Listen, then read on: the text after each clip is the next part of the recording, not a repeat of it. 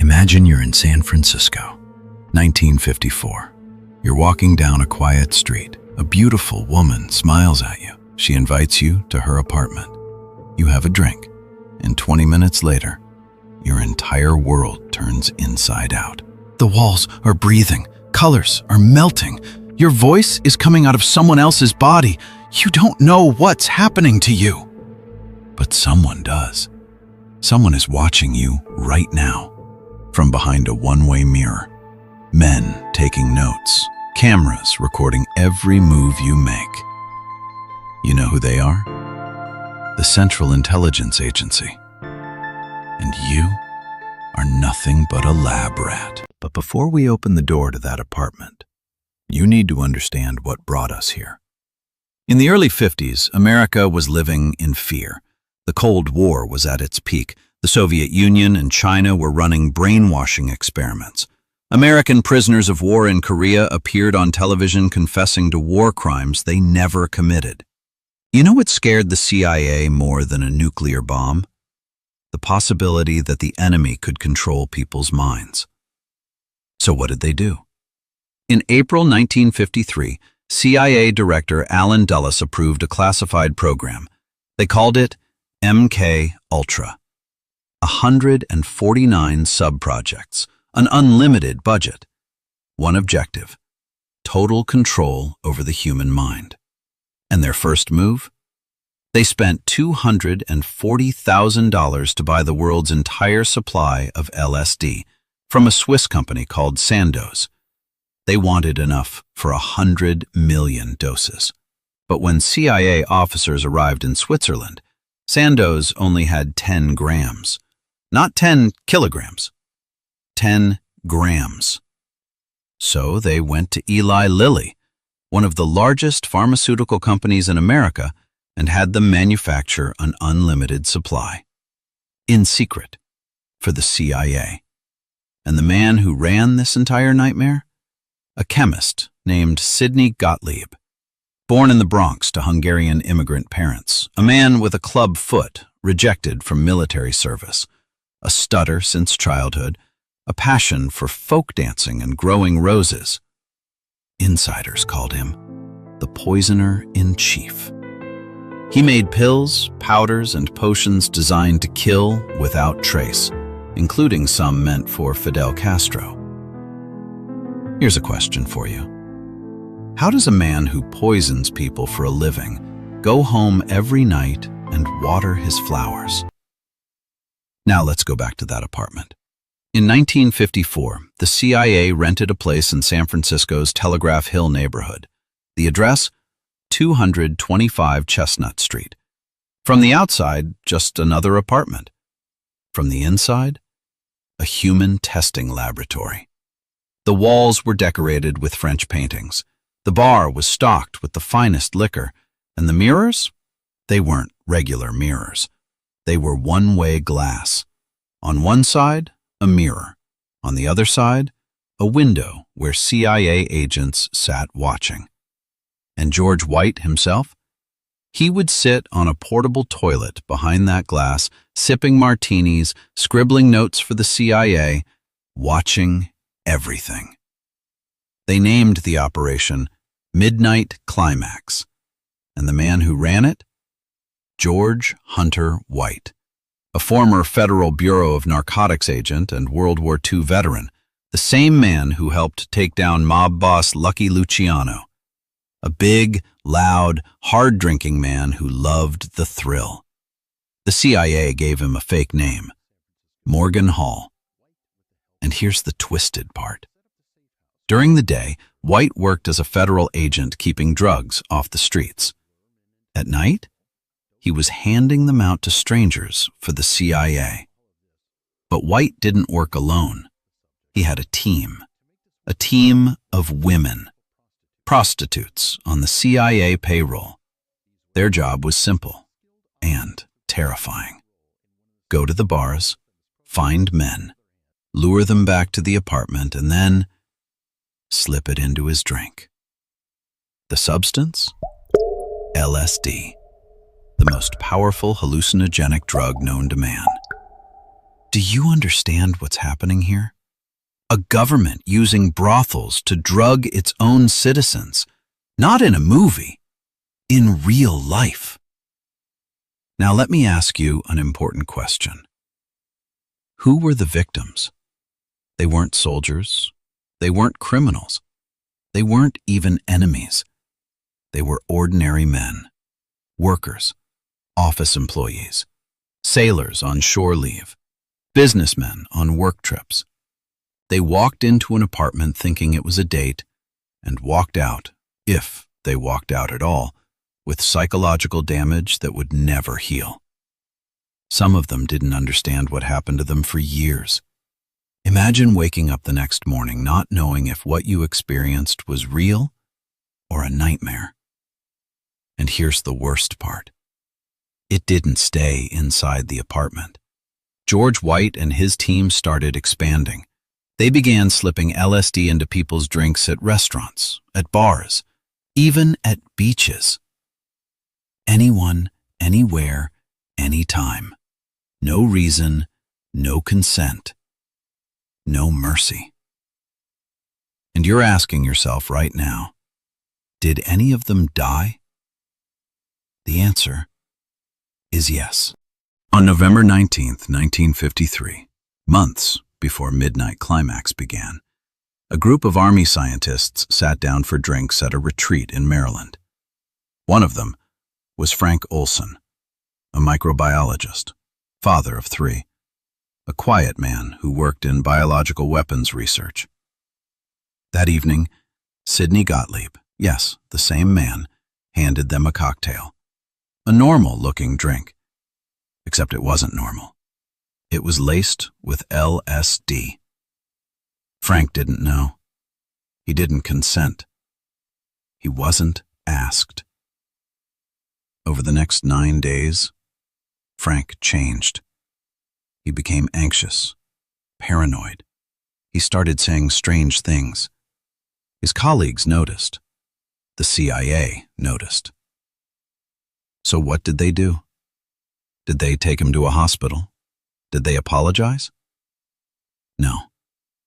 They took him to New York, put him in the Hotel Statler, 13th floor, room 1018A. On November 28th, at 2 in the morning, Frank Olson went through the window. The CIA said it was suicide, a man who lost his mind to depression. But 41 years later, his son Eric Olson exhumed his father's body. And what did the forensic pathologist find? A hematoma above the left eye, an injury inconsistent with a fall from a window, consistent with someone being struck before being thrown. And something else. No glass shards were found in his head or his clothes. If a man crashes through a closed window, there should be glass everywhere. The New York District Attorney changed the official classification of Frank Olson's death from suicide to unknown. And on August 8th, 2002, Eric Olson held a press conference at his home. He looked the cameras in the eye and said, "The death of my father on November 28th, 1953 was a murder, not a suicide. To this day, nobody has been charged." Now let's go back to the man who ran these houses of horror, George Hunter White. Most intelligence agents say they did what they did because it was their duty to protect the homeland, for national security. George White? He didn't hide the real reason. In his diary, published by the Washington Post in 1977, he wrote these words in his own handwriting. "I toiled wholeheartedly in the vineyards because it was fun, fun, fun." Fun. A man who drugged innocent people, watched them lose their minds, recorded their screams and their confusion, and described the whole experience as fun. And he also wrote, and I want you to really hear this one. Where else in the world could a red-blooded American boy lie, kill, cheat, steal, rape, and pillage with the sanction and blessing of the All-Highest? Does that make you sick?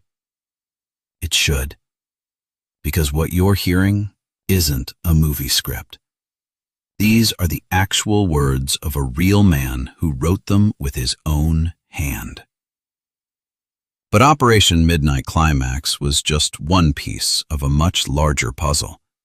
Project MKUltra included 149 sub-projects. It wasn't limited to brothels. They tested hallucinogens on prison inmates, people with no voice. They tested them on patients in psychiatric hospitals, people nobody would believe if they talked. They tested them on college students, some of whom volunteered, thinking it was a harmless science experiment. One of those volunteers was a 16-year-old sophomore at Harvard named Ted Kaczynski. He was recruited for a study run by psychologist Henry Murray. They told him he'd debate philosophy with a fellow student. Instead, they handed his personal essays to a stranger who launched, in Murray's own words, vehement, sweeping, and personally abusive attacks against him. Kaczynski endured 200 hours of this over 3 years. Do you know who Ted Kaczynski became? The Unabomber, the domestic terrorist who mailed package bombs for 17 years. Is there a direct connection? Kaczynski himself denied it, but Murray's experiments have been linked to CIA funding. And the question remains: how many people were damaged? How many minds were shattered? How many lives were destroyed? Nobody knows. Because in January 1973, while the Watergate scandal was consuming Washington, CIA Director Richard Helms ordered all MKUltra files destroyed. And they were. Almost all of them. 20,000 documents survived, only because someone filed them in the wrong archive. Financial records sent to an accounting office instead of the operations vault.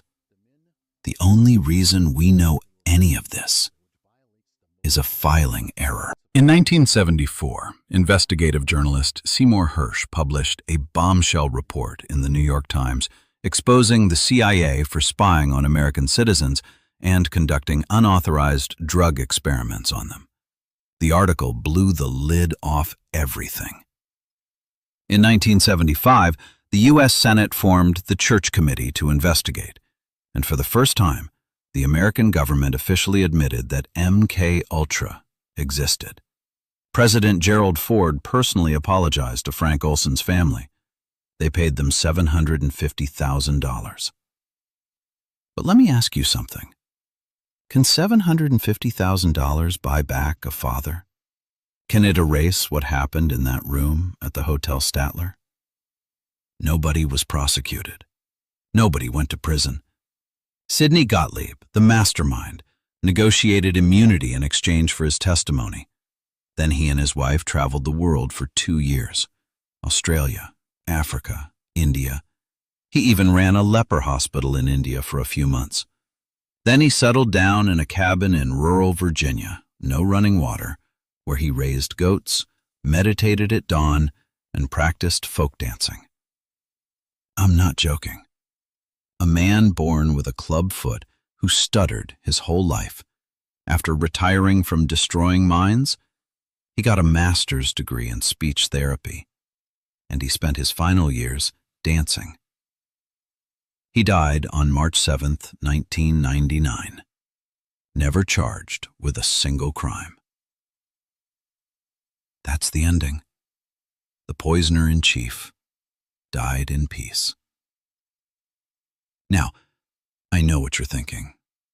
That was the 50s and 60s. The world has changed. These things don't happen today. Are you sure? The CIA destroyed 20,000 documents. What we know today comes from 20,000 documents that survived by accident. meaning what we know is what they failed to hide. So what did they succeed in hiding? 149 subprojects. How many do we know the full details of? Fewer than 20. Where's the rest? Who are the victims who never knew they were victims? How many people walked the streets of San Francisco thinking they'd lost their minds when in reality, their own government stole their minds? Questions with no answers. And maybe that's the most terrifying part of all. Operation Midnight Climax was shut down in 1965. Project MKUltra was officially terminated in 1973. But the documents are still there, on the CIA's own website. George White's diaries were published in the Washington Post. The church committee testimonies are on record. I'm not asking you to believe me. I'm asking you to read it yourself. The links are in the description. And now, my question to you. And I want your answer in the comments. If a government is capable of running brothels to drug its own citizens, then destroying the evidence, then holding no one accountable, what's stopping them from doing something like it today? Tell me what you think. I read every single comment. And if this is your first time here, this channel uncovers the stories that history tried to bury. Subscribe, hit the bell, because some things should never stay in the dark. I'll see you in the next one.